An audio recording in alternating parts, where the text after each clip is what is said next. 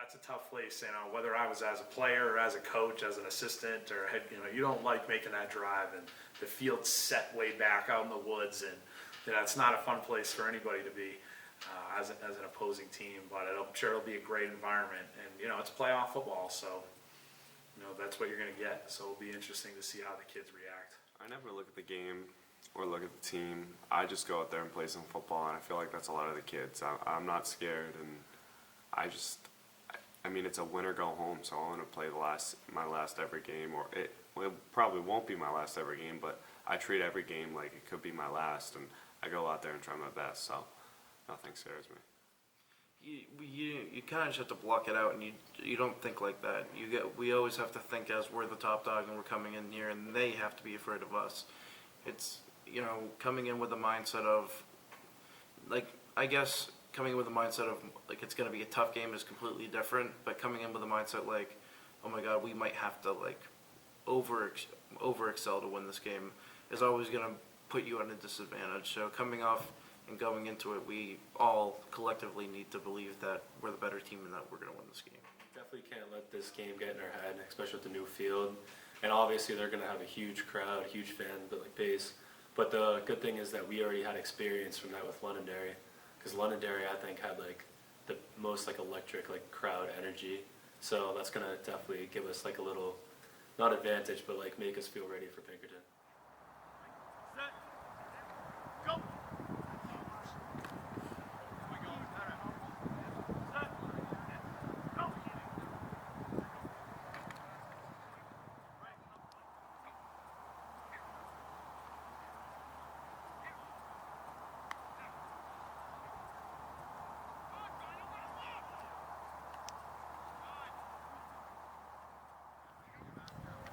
Alright, I'm going to try to go back to a formation recognition period again and just go rapid fire. We're going to try to run, it's going to kind of basically replace the blitz period. So we'll go one full group, try to recognize it with no help from me except for when you screw it up. And then we'll go to the next one, and then we'll get a whole second group of them.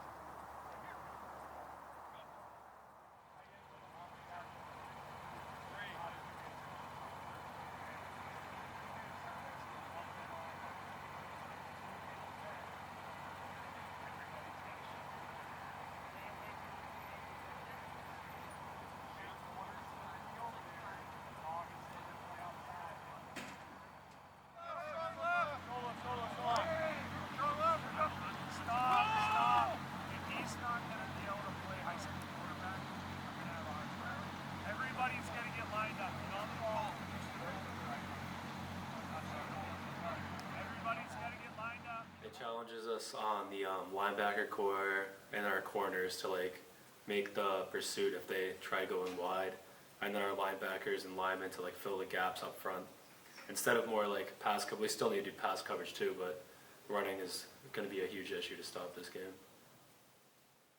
I mean, personally, I think our run game has always been better than our passing and coverage game. So in that sense, I think we'll be better off, but at the same time, with those two different types of talent, it leaves a lot to be considered when trying to go stop it. I know we had a really tough game and a really hard time stopping them both last year, but saying that we have a lot more developed, better team coming out to face them this week, and I think we can definitely pull it off. I mean, every week this year has been something different. I mean, there's been a few where it was back-to-back kind of similar offenses, Bedford maybe they like to run off B-gap, run that kind of veer option, and the same thing with Keene. They kind of were a little bit similar. So I think, but I mean the rest of the time we've had a lot of these flip-flop kind of different offenses, and I mean ultimately you just gotta practice hard and step up to the task. I mean it's not gonna, no matter what we do, we can't change it. We know who they are. We know what they like to do. A lot of our guys kind of have ties and friendships from because I mean both both Pinkerton and BG pull from a bunch of different towns. It's not just that one central town. So some of these guys grew up together, and some of them, they've kept in touch and like watched each other's careers and stuff like that. So I think we're gonna be prepared for it. I don't think it's gonna be too much of a shock, because like we've seen them before. We know what they can do.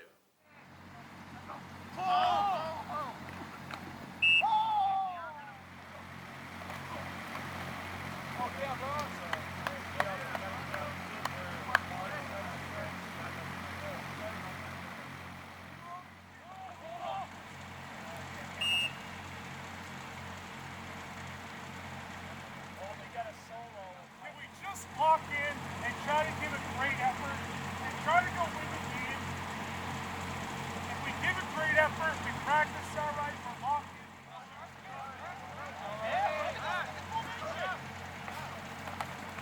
Okay, line up. Line up. Line up. Line up. Okay, pass is not auto right now. It's not auto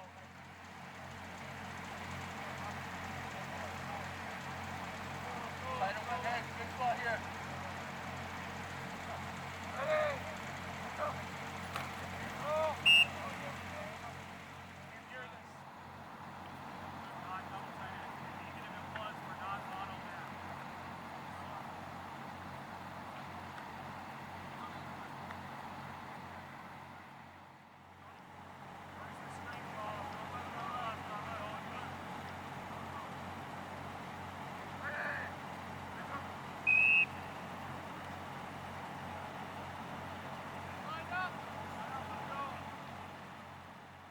Challenges your toughness. Obviously, there's a skill aspect to this, and you need athletes, but you really just have to be physical. You have to be willing to get down and get off blocks and hit kids, and read and react on defense. And it's not going to be a finesse game. So, like, if we can't get off blocks and go make tackles and be physical and kind of match their physicality, like, it's going to be a long night. So hopefully we'll be able to come up with a few ways to align to what they're doing on offense, but we're going to see different things too. Guaranteed they're going to try to out formation us. Guaranteed they're going to be running some motions. Guaranteed they're probably going to take a tight end and trade sides. And then they cause some issues for us defensively too. And we're on offense in the run game. I think last year Matt popped a long run, and we had a couple pass plays that we were able to move the ball, but it was hard against them, and they have a really good defensive coordinator too. So. I'm going to go back and watch last year's film and kind of see what we can get out of that, and then obviously try to watch the last few games that they played. But it's going to be a challenge, but I think that's the biggest thing is it's going to be physical. Can we match their physicality, and can these kids line up against double tight ends and against a fullback and against tight end wing and really get down in there and push some piles and play to the whistle. Well, that's a big thing.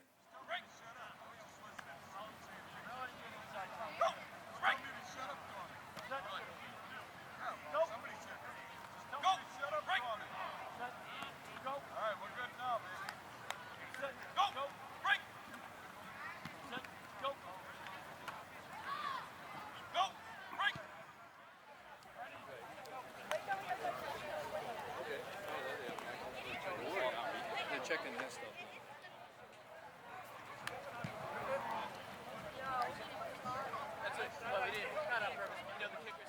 Getting ready for the game. Everyone was loose. Everyone was ready. It felt good going into the game with all of our starters back mostly. Not a lot of injuries. So the warm-ups were we went out there kind of early, and it was raining. It was drizzling. It wasn't that bad. We didn't put our pads on with our jerseys so it wouldn't get wet before the game. So everyone felt loose, so it was good.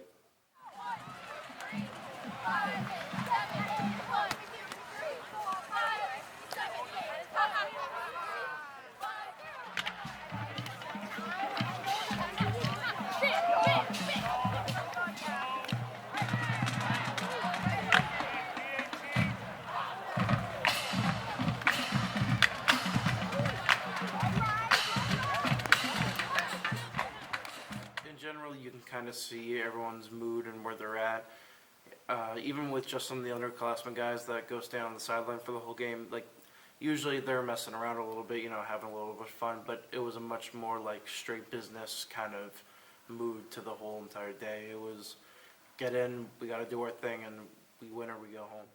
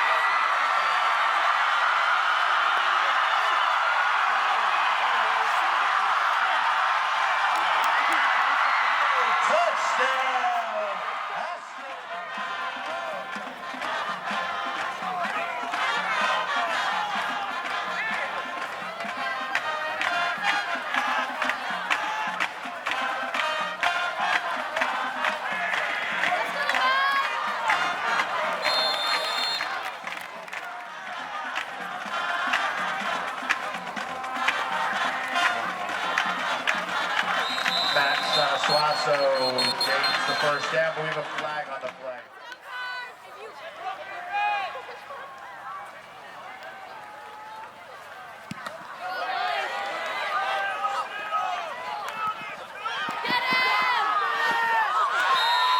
Jacob Alba return.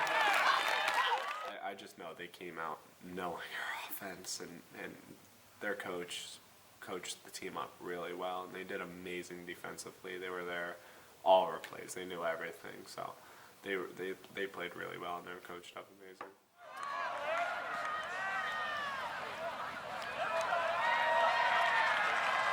Collier now go up the middle.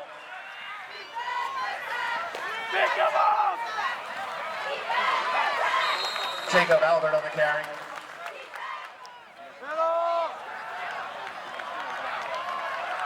Collier not go up the middle.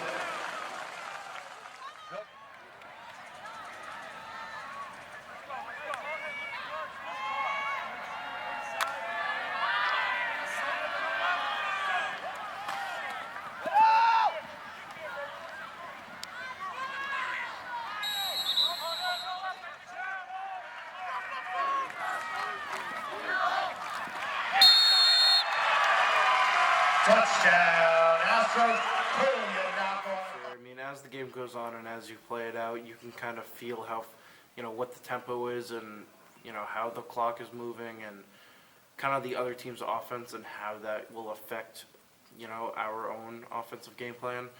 So knowing that they were going to run a lot, especially with the rain, definitely dwindled the clock a lot more than maybe we had thought. But also with our offensive, running heavy playbook definitely accelerated that whole entire process.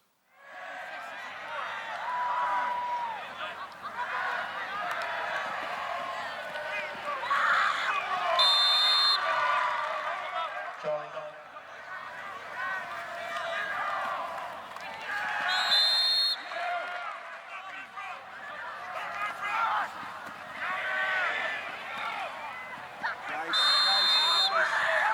Max Suazo.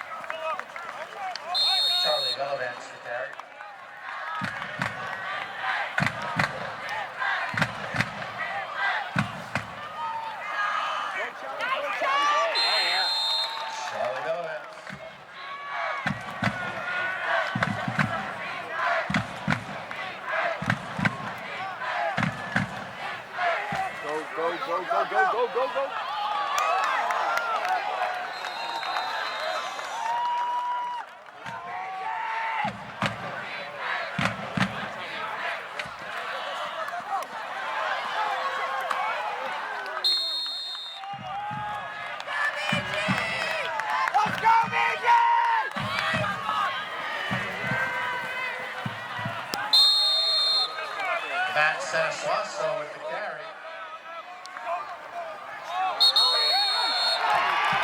Flag on the play. First down and goal.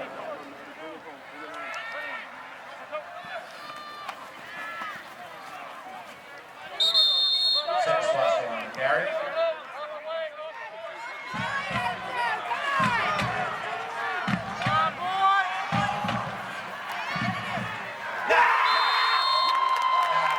Swasso in for the touchdown for the Cardinals. So it's definitely a huge bringing up the energy of our crowd, our fans, and like our team to like come back into the game. Like, okay, now we're in the game. One more stop, we score. Maybe we're even up. So it's definitely a big momentum swing.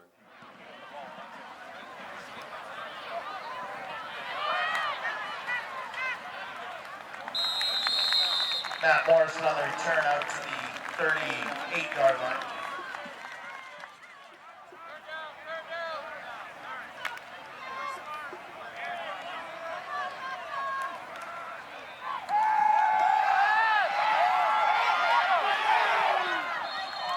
Tim Harrison runs it. When we went on the long drive to end the half, we're charting the plays, and it was an 18-play drive. That's insane, to have that kind of ball control, to be disciplined, try to get down there without negative plays. There was a few penalties, timely penalties, but you're just trying to continue to go. And if you cut the score in half, but by the time you go to halftime, we're receiving the ball to start the second half. We're in a really good spot. And then it's always about momentum with these high school football games. So we have a lot of momentum. I know at the half, we're trying to fix a little bit from a blocking scheme standpoint, trying to correct any issues, confusion, questions the kids may have at the half. Everybody knew going into there, even from the very beginning before it started, it was going to be a battle of a game. There wasn't going to be any like no one was blowing each other out of the water. Like it was going to be a fight the whole time.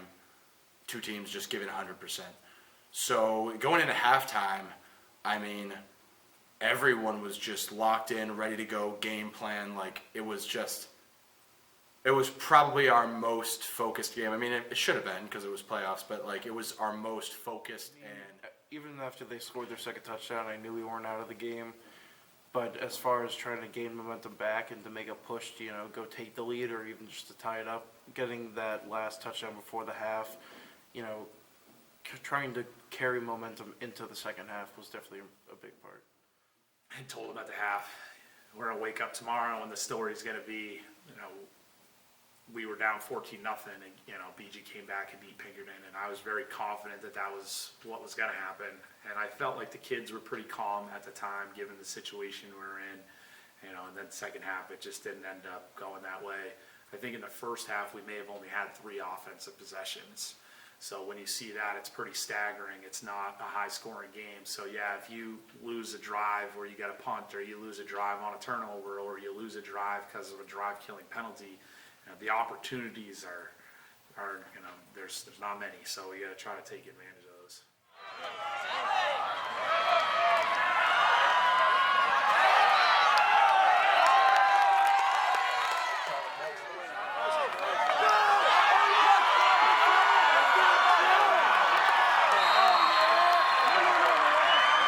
Charlie Bellamance on the carry, fumble on the play. Astros recover. Casey.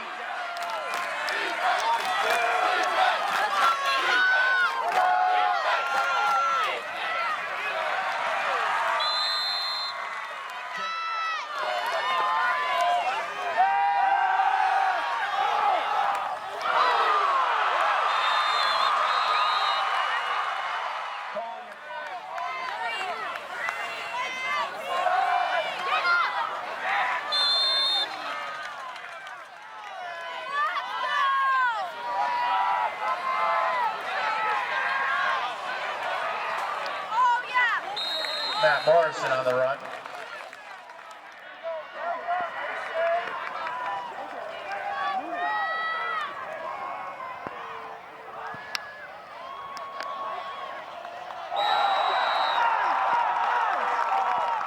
Kick is no good. Went, like in the back in the end zone.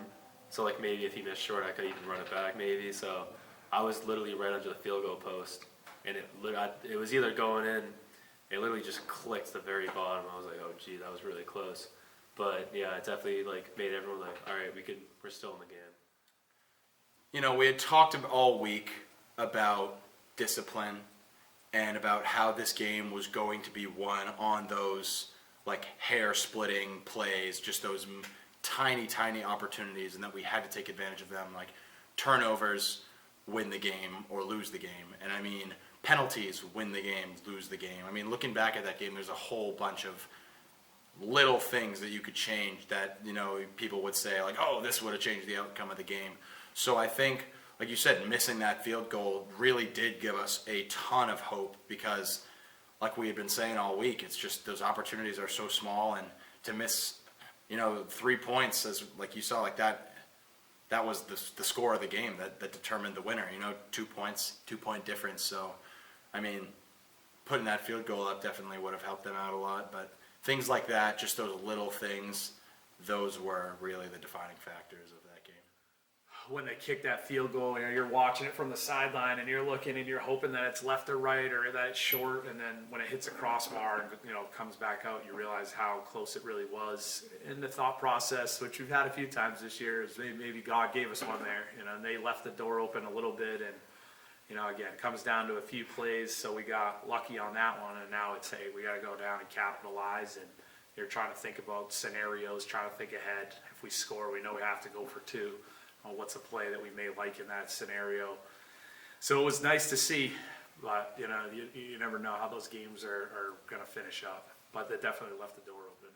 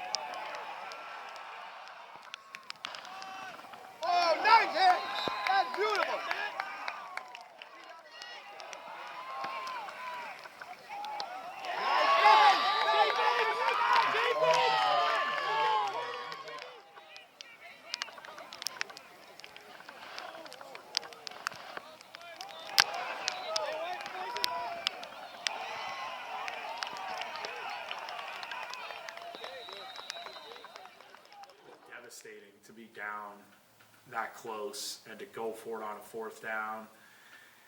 You know, and it looked a certain way from our sideline. It looked a certain way on film, and we didn't get enough yards based on the spot. And you're wondering how much of an issue is that going to be. And, you know, now we have a scenario where we have to get a stop. But like I said, it was pretty devastating to be that close. Fortunately, defensively, we didn't let up a point in the second half. It was a massive stop, perhaps they're punting, obviously in the weather, maybe into a little bit of wind. Because we got the stop so quickly, and I believe it was a 3 and out, it ended up not making much of a difference. So it was kind of another little lifeline that we had. But yeah, the defense, and that's how it always is, right? It's offense, it's defense, it's special teams, and all three phases. You have to be pretty good. So the defense was unbelievable in the second half. And, you know, trying to make some of those adjustments, trying to read the formations. And the kids, sometimes it takes a little bit to settle in and get comfortable with what they're seeing. So it was a massive stop.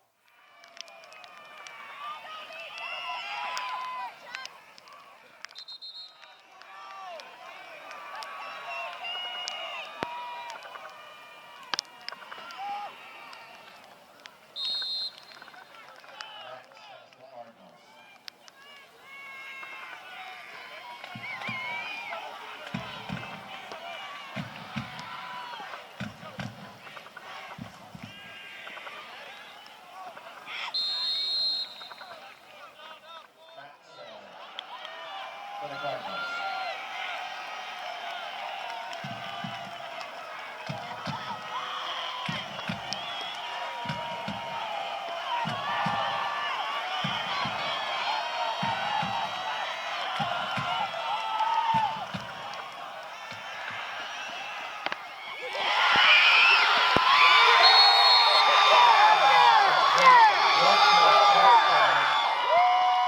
So on that play, I faked it to Charlie, and then I rolled out a little bit because like they were the outside linebacker might have blitzed or something, so he was like right on me right away, and I didn't see like there would be a dig route going.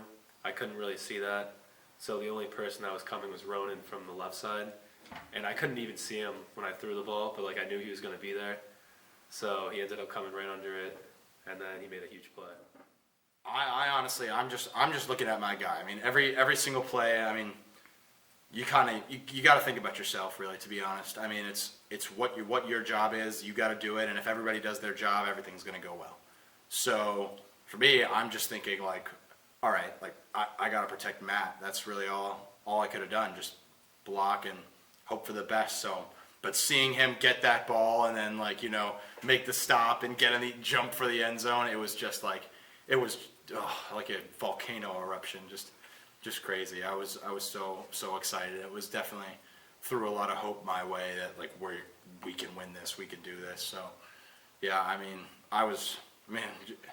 one of the most meaningful touchdowns we've had all season, putting us back that close to get it. So yeah, I was really excited. That's probably the only clip I watched because I can't go back and watch that game. It's way too sad for me. So I did watch that one clip, and it was a great play. It was a nice slant pass right in the middle, and it was just some yards for a run to catch up before the end zone. So I thought we did really well on that play. Plan was to try to throw the ball over the middle, so we had basically a dig shallow concept, and a lot of times we hit the dig over the middle if the linebackers drop and expand. There's a hole. When I turned around and watched it on film, they had an outside linebacker come clean off the edge, which was a massive problem. And Matt just did what Matt does, tried to extend the play, was able to roll out a little bit. As he's rolling, he's going to get hit, and he throws a ball, and it looks even crazier on film, just the window that it was in. And luckily, you rep it so many times in practice, and you don't necessarily always call it, and that was a massive. I think it might have been a 4th and 6. There was a little play action fake to try to hold those linebackers. It was pretty impressive just to see, the way Matt was able to buy another half second to throw while getting hit, and then to still trust that his receiver was going to be where he needed to be. And it was a great throw from a location standpoint. Anytime it's wet, you get concerned if the kid's got to reach for it. It was right in between the numbers. And then Ronan did a really nice job catching it, keeping his balance, getting off the tackle, and scoring.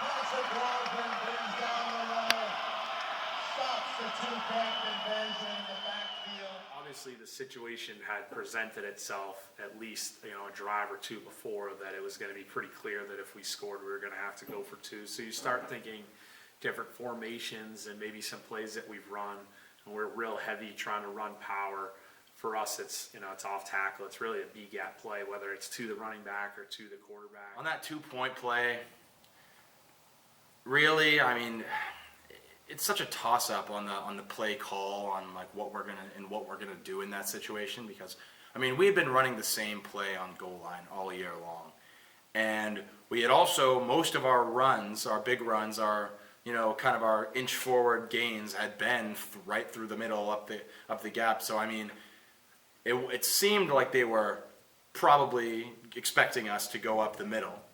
So I mean, but again, that's what had been working. So it was really just like the tiniest kind of flip of a coin on whether we're going to go outside and maybe gamble with trying to get the edge and get outside of them quickly with that pitch to the outside. But I mean, it's not a play we run very often. Not really one of our bread and butter plays, like going up the middle or gaining a few yards. But you gotta try stuff. Who knows? Maybe they would have been sleeping, looking at the inside, expecting the inside run. But they did a great job of getting outside and just stopping the edge, which is why we're typically up kind of a middle run team. But it is what it is. Yeah, they definitely blocked that play off. Like there was nothing we could do, even if I kept it or tossed it to him. I don't really know what play call would have been the best in that situation. I trust our coaches, and they played well defensively against that. So, Point conversion. Now you're at the 3.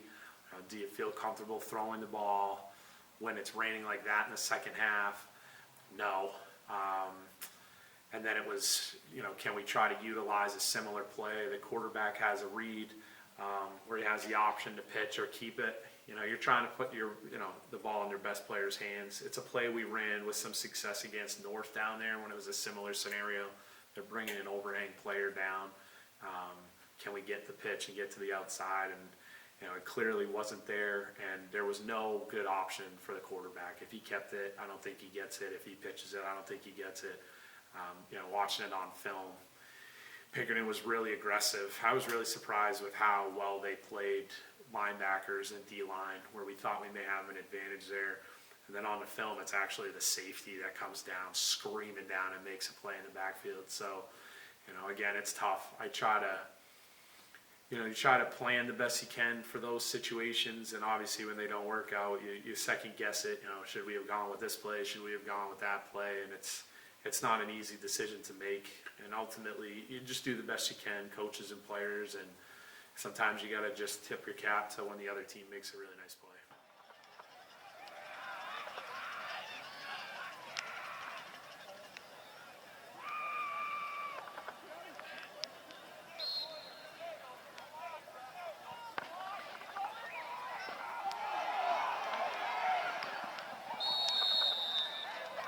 Onside kick recovered by the Astros.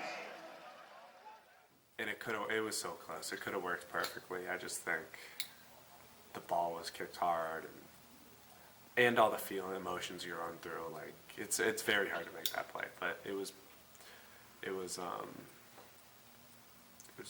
played pretty well.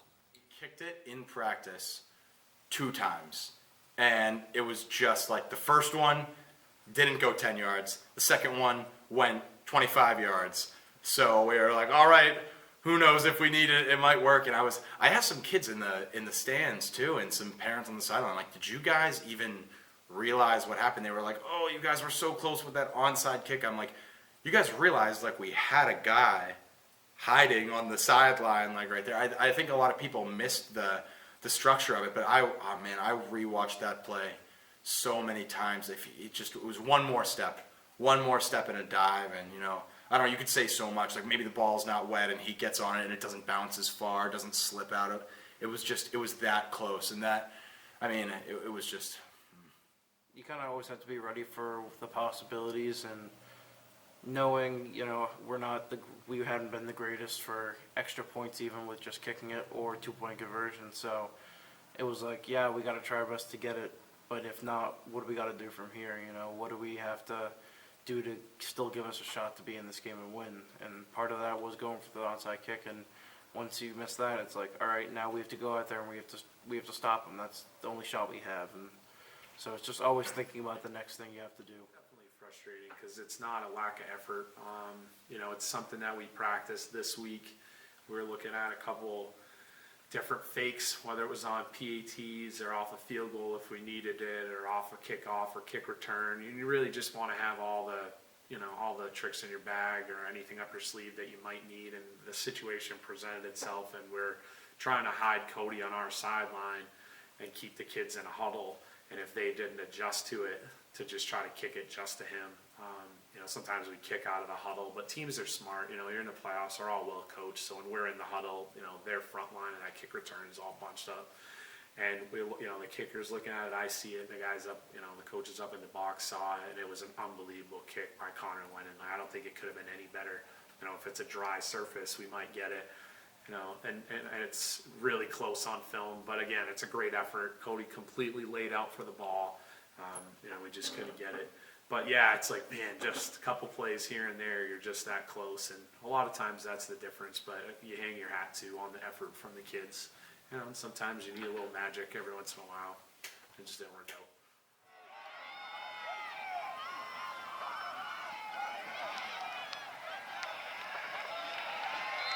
Matt Morrison on the carry.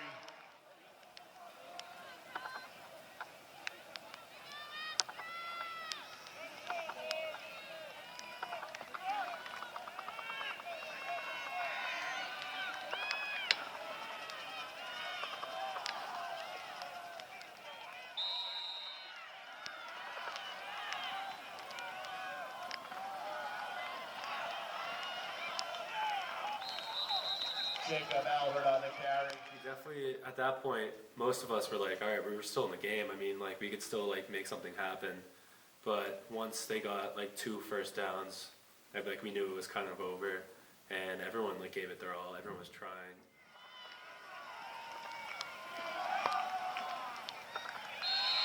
Polianako up the middle.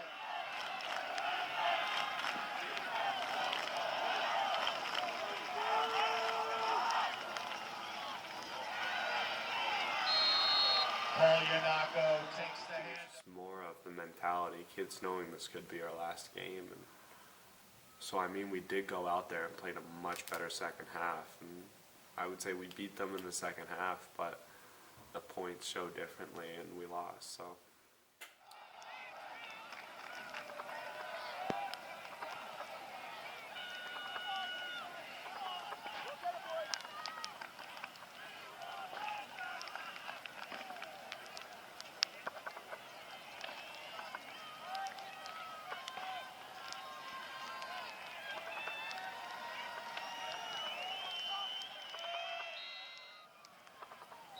Hersom takes a knee.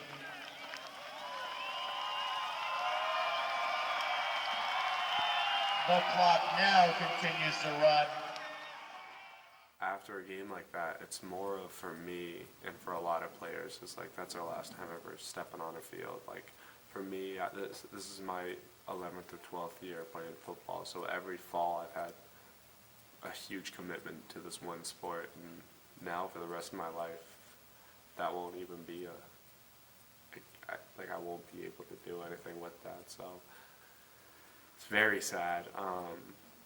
Just like hitting the kid for the last time and kind of like playing our last play, it's sad. So it was really hard for me after the game, and same with a lot of kids. It's tough. I mean, the biggest point, I think, the thing that resonated with me the most that my coach says is that, like, at the end of the season, when all is said and done, with every team, only one team goes home happy. You know, the team that wins it all. Like, regardless of where you fall, you know, one team gets to move forward and win it. So, you know, at the end of the day, I mean, this weekend we're going to find out, you know, Pinkerton's going to maybe end up in the same place as we are, or who knows, maybe they'll go on to, you know, finish it all. But, however, I mean, after the game, I mean, it's an emotional time. I mean, it's my last year. I'm a senior, and I don't really expect to go and play anywhere after this. So, you know, it's definitely my last time putting on BG helmet, BG pads, and playing a game. So I was pretty emotional, pretty, not so much down on myself, but down on the situation. Like, man, it really would have been good to win. But I wasn't mad at anyone. And you can point to a lot of mistakes throughout the game, but you can point to a lot of mistakes on both teams. And really, it was so close, such a fight that I think replaying that game, it could have gone 50-50, 100 times. It could have gone either way. The Astros have defeated the Bishop Guertin Cardinals 14-12 here for a quarterfinal victory. They will take on the winner next week of the Londonderry Lancer Merrimack game tomorrow, 1 o'clock. Thank you so much for coming out to support NHAA football. Your Astros are going on to compete next week. Have a safe trip home and enjoy your weekend, and thank you again to all our veterans out there. The season started with a lot of expectations, and right from the get-go there was a lot of adversity, and it wasn't necessarily things that we're planning on or prepared for. I hope that the kids can take some lessons out of there, no matter what happens or what kind of curveballs might get thrown at you. You just got to try to stick together and keep moving forward. And there were times there where it felt like things were kind of melting at times. There was a lot of things going on. Sometimes it's behind closed doors. Sometimes people see it. Sometimes people don't. You just try to stick together the best that you can. And ultimately, when we look back on it, and you have a little bit of time to decompress, I think everybody should be really happy the way the kids played and should be really happy with their effort. And there were some good days and some more difficult days at their high school kids. And ultimately, I think the season was a success, and to put it back-to-back years of winning as many games and be able to host the home playoff games, it's something that we're really proud of. But the honesty is that there's some really hard days in there too. I don't know if it'll really hit till more time passes, but it's something I hope that most people will be able to look back on and be proud of all the time and effort and work that went into the year. I feel like we accomplished a lot of different and challenging things over the year, which I'm very proud of. The injuries and the coaches, some quitting right before the season, and us really adjusting to that. And a lot of challenges came out of right field this year, and we played pretty good up to there. Like, we could have made a run. So I'm very proud of how this team played. It was definitely the year that we knew we could do something, and we did do something. Like, we made it pretty far, but there was like a little piece that we still could have won it all. Like, it was just that feeling. Like, everyone knew it. Like, we had like such a solid class as seniors, and even though like it didn't end up how we wanted it, we still made like history here at BG.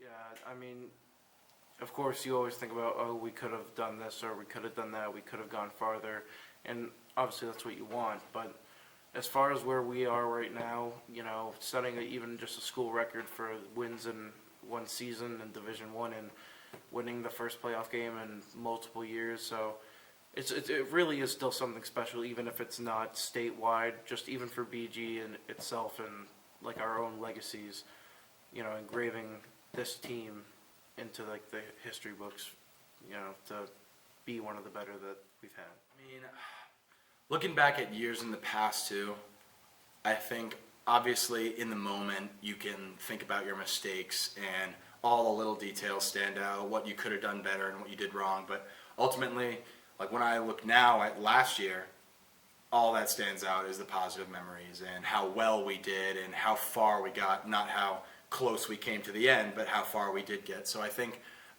looking back at this season and eventually, like, the further I get out, the further away from it I get, the more sweet it's going to get, the more positive it's going to be. Just looking back, I mean, it's kind of the like culmination of my time as a football player. I mean, it's really like all the work I've put in for the past, I don't even know, 12 years has been for this last year to get where I became. And ultimately, like, I'm proud of the team. I've made some of my best friends on this team. So I'm definitely happy where we've ended up, and it's definitely been one of the best experiences of my life.